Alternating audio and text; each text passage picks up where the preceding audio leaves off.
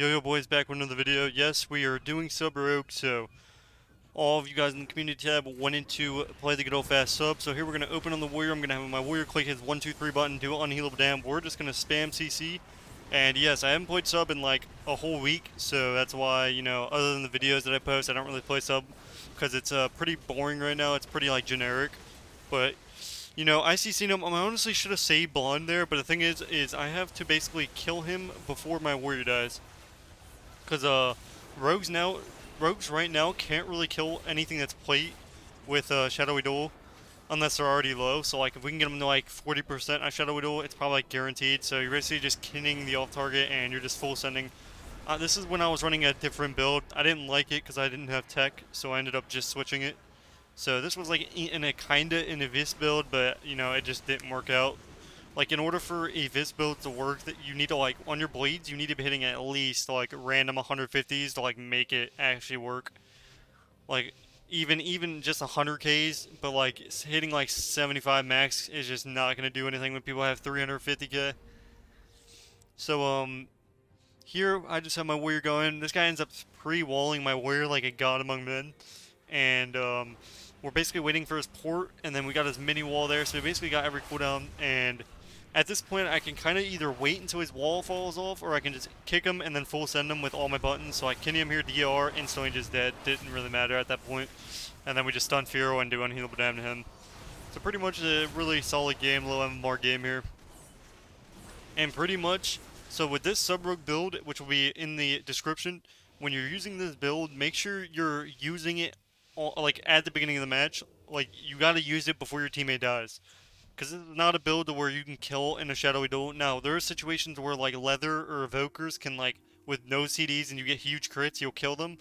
Or if they're at like 40%, but like you need to kill them while your teammate's alive or it's going to be very RNG. And I'm talking about like insanely RNG lucky, because like 9 times out of 10 I'm not killing anybody in a shadowy duel.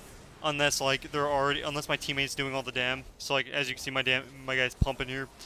So this guy uses his trinket, his evasion. We have every button basically, and all we're going to do is full blind the druid, kidney the rogue. Now the rogue does pre-vanish my blind, so I probably should have seen that coming.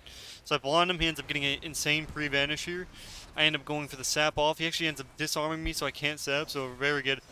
That's what was my warrior's mistake. You never want a non-rogue stunning. So he ends up stunning my target, so I'm forced to stun the Druid. I want to sap here, but I ended up just shadowy dueling and going for the kill at this point. He ends up not dying here, and I thought it was over, but thankfully he bombed him, and then I ended up gouging the Druid. Actually, I ended up stunning him, and then that 1 second stun. Now I could have kicked that cast as well, but at that point I knew the heal wouldn't do enough to heal him.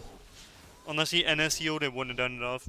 But they got really close. This was a game to where I don't even know what happened. I'm not gonna lie. I think the hunter was just like, he didn't know how to tab target. He was still learning that. So when you're facing a rogue, ladies and gentlemen, and you're getting kited legit the entire game, one, you want to have your teammate go the other way, and the other time you want to have the other person go the other way. That means you're crossing into the rogue always. You're always keeping some type of damage on him.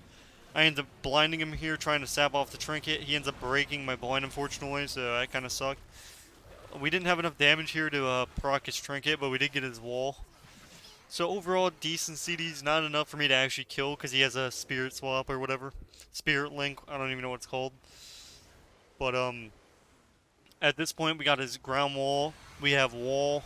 Now we could full send the hunter right now, or we could, I think I end up trying to full send him, and so I end up always kindling the off target, especially when I'm playing with something that can't really CC much. I end up trying to sap off it, but he ends up stunning, which is whatever.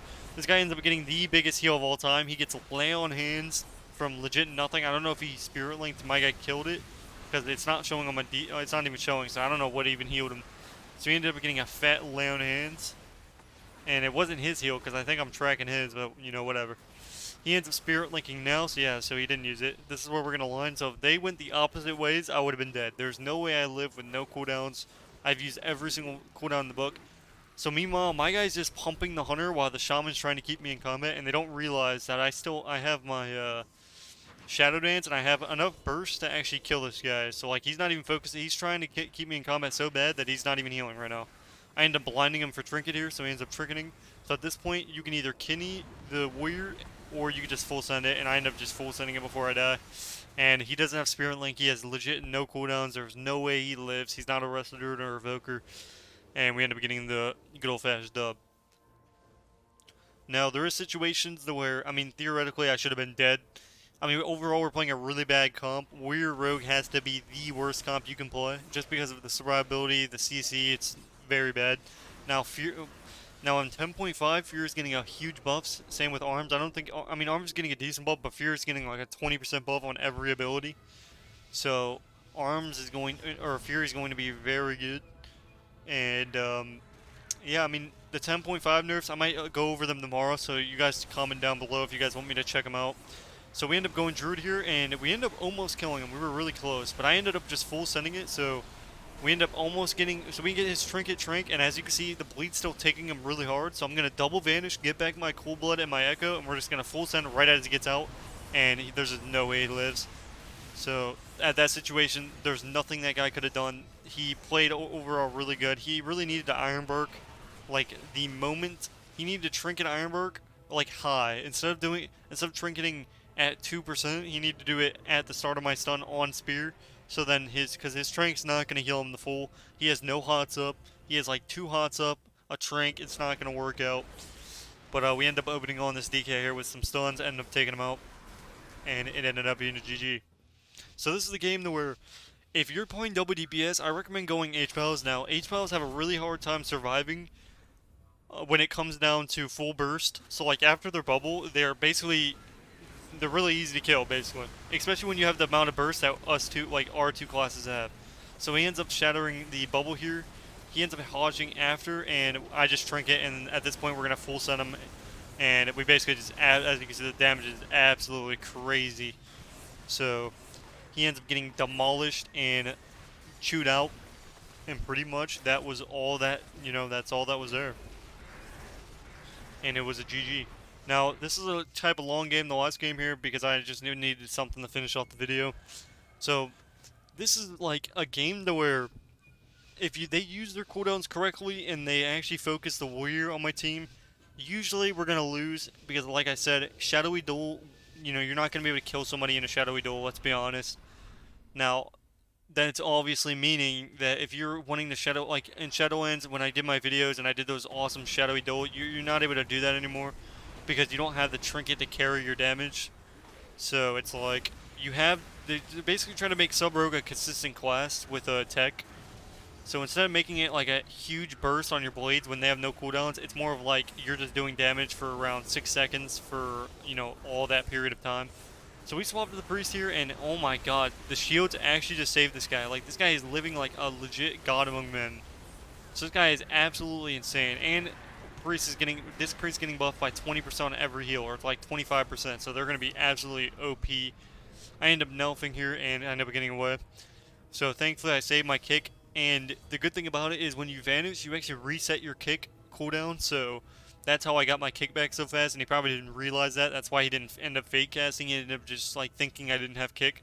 Because in reality, if I didn't have a vanish there, he would have just casted and got back up to full. So in this point, all we're going to be doing is waiting for cooldowns. Because it is a BM Hummer, and this guy ends up almost killing me, I think, once. And since the pets are really OP, and he has 2 of them, you can't really snap and kite. He can kind of just full sprint at you, and there's nothing you can really do about it. It's like, in reality, if he just sends the goons after you, you're pretty much just... Like, if he gets me out at the situation with just evasion, I'm probably going to die. Especially now that he has Turtle coming up, Trinket coming up, basically everything coming back up, and I'm still sitting here with, not even a vanish up yet.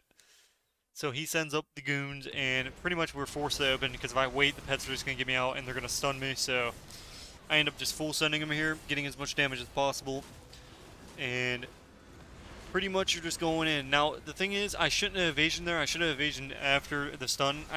I predicted he was going to stun me. He might have ended up trying to stun me through my evasion. I evasioned it, now that I think about it, because I'm thinking on why he hasn't stunned me yet, and I assume it's because I have evasion up.